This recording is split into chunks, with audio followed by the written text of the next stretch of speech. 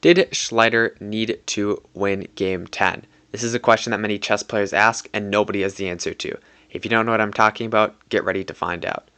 Now, Schleider learned the rules of chess when he was only 13, however, some sources say he was 15 or 16. This is quite impressive because he goes on to be one of the best players of his time, and learning chess that late is quite impressive to do so eventually. Now, at the age of 18, Schleider had improved his chess skill enough to join the Vienna Chess Society. He did this by going to chess cafes and playing chess, which was quite popular in Vienna. Once he joined the Vienna Chess Society, his strength grew rapidly. Now he received an invitation to go to his first master level tournament. This was in 1894 at the German Chess Congress. He finished 11th place out of 18 people, and he joined another master tournament in 1895, where some of the best players of the time, Steins, Chigorin, and Tarrasch, were also playing. That tournament was won by Harry Nelson Fillsbury, and our protagonist Schleitner got 9th out of 22. Now, 5 years later, he tied for first place with Marcosi and Fillsbury.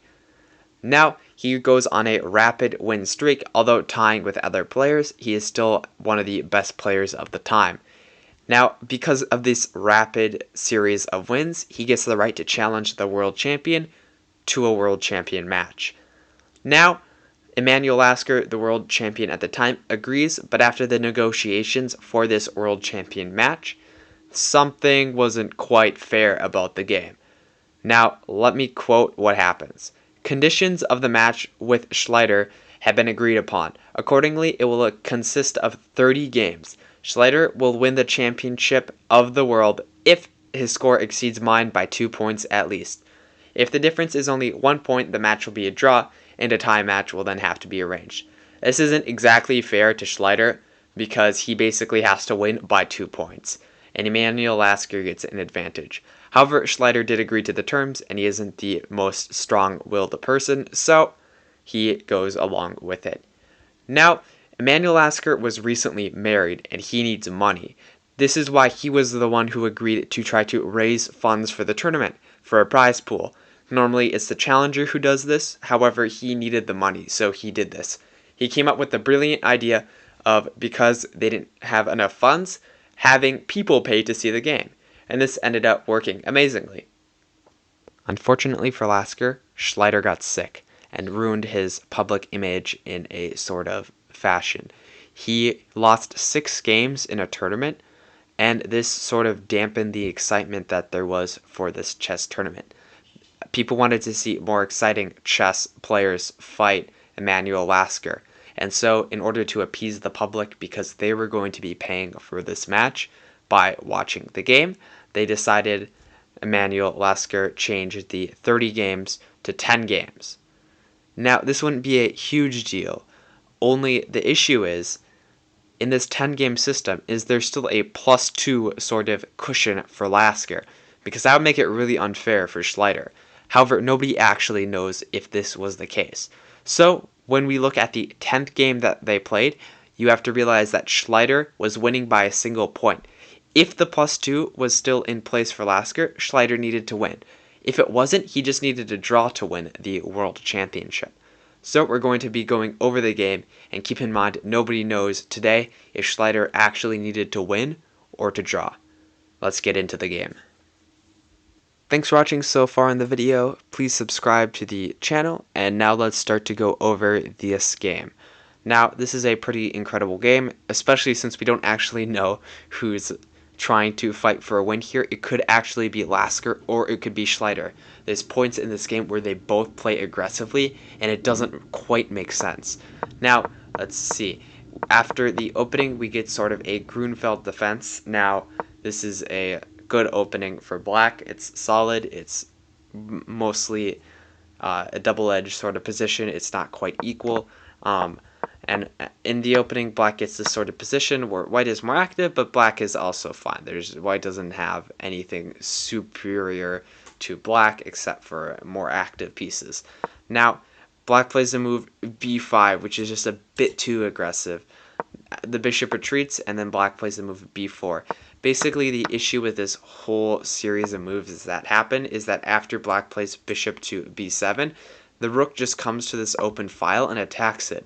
And now black has, firstly, they have a weakness of isolated pawns, which will be targets in the endgame.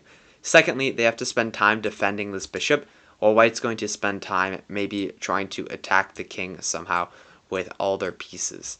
Now, the black queen obviously defends the bishop, and after knight to e5, the knight comes to the corner.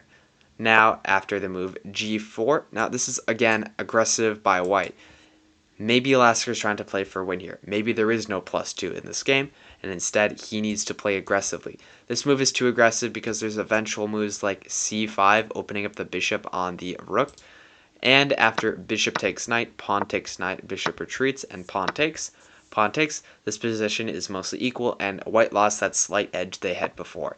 After queen to c4, bishop to e8, this move is trying to potentially prevent this with some sort of move like this. It doesn't really work because the knight hangs. Sorry, the knight would hang if the bishop comes out here, but there's potential ideas like that, and it's a bit risky for white to take here. It's too aggressive.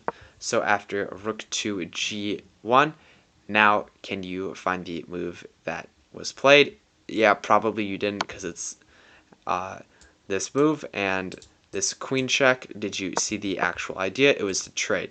It wasn't exactly the best move for black, but the idea is that after queen takes, pawn takes, the pawn structure of black is fixed because they get this, and it will most likely be a draw. And that's okay if Schleider doesn't need the +2 to win. If he does, this isn't really good for him. So white doesn't take that because perhaps they're playing for a win, and instead put pressure on the c6 pawn. Now, after the bishop develops, the queen retreats. The queen comes over attacking this pawn, and white sacrifices the bishop. This is a bad move. You basically give up your 3-point advantage in a single move.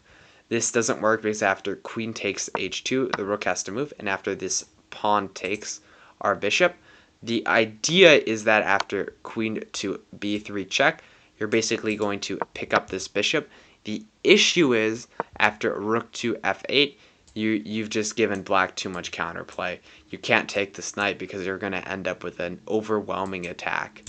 And after queen retreats, basically pinning the rook to the king moves over to continually attack the pieces proactively. Basically, they moved out without having to, but they of course want to be aggressive. So after the move f4 is played, trying to get out of this annoying sort of setup that black has made, black plays the move g5, trying to provoke white to take and immediately losing to checkmate. This obviously doesn't happen, so instead the queen goes to d3, basically coming up with sort of threats potentially. If the king was able to walk around, the rooks could come, pin the queen, and win. Obviously, this isn't going to happen. Schleider isn't just going to let that happen. And after queen check, the position is basically equal. But however, white gets a bit greedy with taking this pawn. You can't really take this. After takes, the knight hops in here, putting pressure. Now, this knight is protected by the queen, so there's no taking that. And there's potential ideas for white, but white is pinned. So after the rook retreats to protect this pawn that was being attacked by the bishop and the knight, black plays this move, rook takes f4. Now this isn't a good move. The sacrifice isn't justified because after bishop takes, and rook check, the bishop has to block. And after the king moves here, there's a couple of checks, but now white is actually better. This check wasn't any good. Instead, after king to e1, they had to go queen to h4 check and try to continue checking maybe on these lines. However, instead, queen to h1 check blunders because after the rook defends, you get into this position, which is worse because now you have pressure here and you have to deal with that. It's dealt with after taking this pawn with check. White has to defend this because they don't want any of this.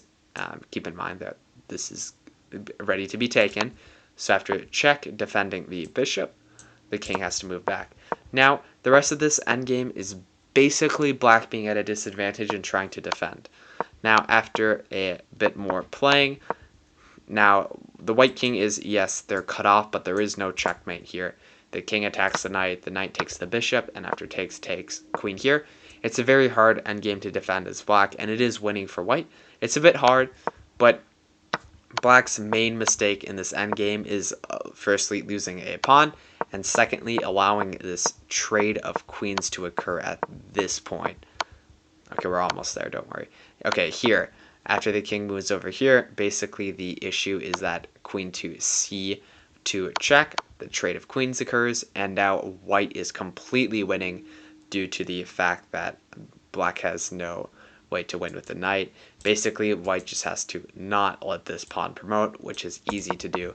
And after a couple more moves, Schleider resigns the game.